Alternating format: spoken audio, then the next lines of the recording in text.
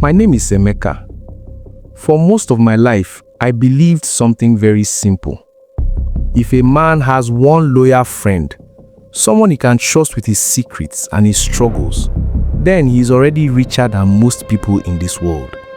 For me, that friend was Tunde.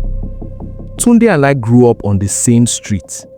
We were just two boys running barefoot on dusty roads, chasing footballs and chasing dreams that felt bigger than our small neighborhood. When one of us had food, the other one ate. When one of us had problems, the other one listened. People in the street used to say that we were more like brothers than friends. And honestly, I believed them. I trusted Tunde with my life. But life has a strange way of teaching painful lessons. Sometimes the person you trust the most is the same person who will eventually break you. And the night I discovered the truth about Tunde and my wife was the same night my life changed forever. When I married my wife, Amara, I truly believed my life was beginning. She was beautiful, calm and kind. She had a smile that could soften even the hardest day. At the beginning, everything felt perfect. We did not have much money, but we had hope. And sometimes hope is enough to make two people feel rich. But as time passed, reality slowly began to show itself. Life in the city was not easy. Bills kept coming. Rent, electricity, food, transportation, everything needed money. And money was something I never seemed to have enough of. I worked long hours every day. Sometimes I left the house before sunrise and returned late at night. I told myself that if I kept pushing, things would eventually get better. But the truth was that my efforts were barely enough to keep us afloat. And Amara was beginning to feel it. One evening, after I returned home from work, I found her sitting quietly in the living room. She looked tired. Not just physically tired, but emotionally tired. She looked at me and said something that stayed in my mind for a long time. How long will we continue living like this? Her voice was not loud. She was not shouting, but the question felt heavy. I sat down beside her and tried to reassure her. I am doing everything I can. I just need a little more time. She nodded slowly, but I could see the disappointment hiding in her eyes. That was the moment I realized something. Love alone cannot pay bills. And sometimes when life becomes too difficult, even strong relationships begin to crack. Around that time, Tunde started visiting our house more often.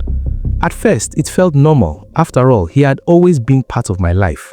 Sometimes he would arrive with food. Sometimes he would bring drinks and sit down to talk with us. Other times, he would even give me a little money when he noticed things were tight. He always said the same thing with a smile. "Don't worry, my brother. We will survive this life together." Those words made me feel grateful. I thought I was lucky to have a friend like him.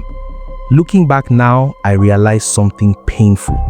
While I was thanking him for helping me, he was quietly destroying everything I had. There were small signs that I ignored. Sometimes I noticed the way Amara and Tunde looked at each other, just for a second too long. Sometimes they stopped talking when I entered the room.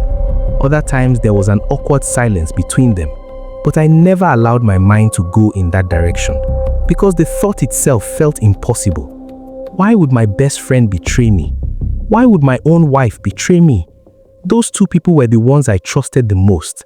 But betrayal rarely announces itself.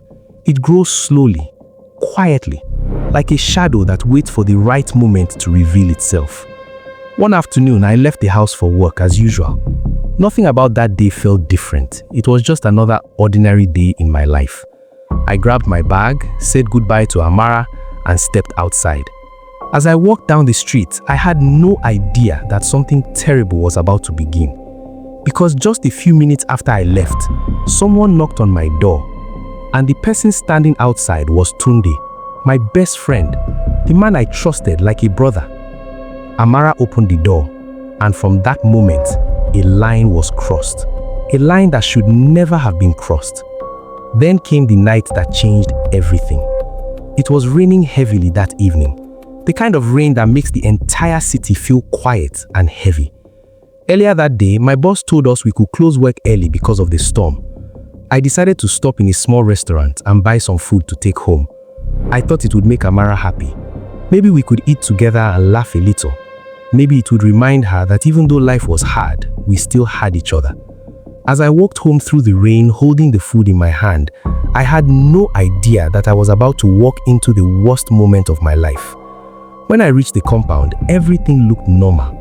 The lights were on inside the house, the rain was falling steadily. But as I walked closer to the door, I heard voices. At first, I thought maybe Amara was watching television. Then I heard laughter. It was a man's voice.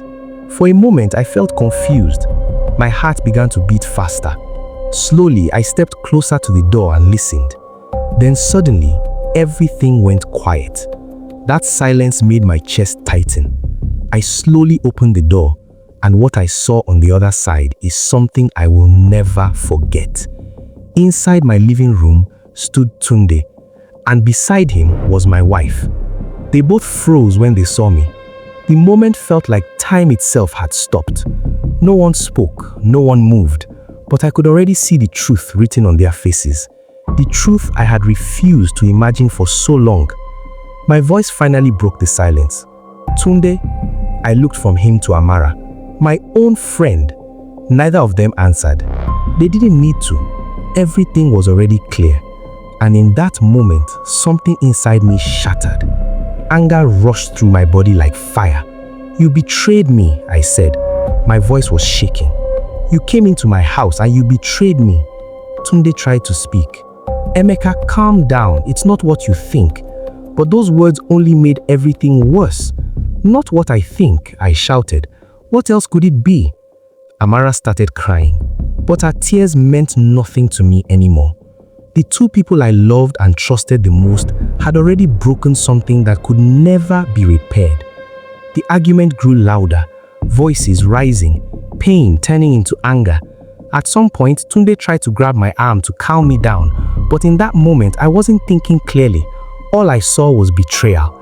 I pushed him away, hard, too hard. Tunde lost his balance.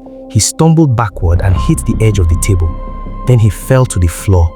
And suddenly, everything went silent. At first, I thought he would stand up, but he didn't move. Amara rushed towards him and began to shake him. Tunde, Tunde, her voice was filled with panic, but Tunde did not respond. That was when I saw the blood slowly spreading on the floor. My heart dropped.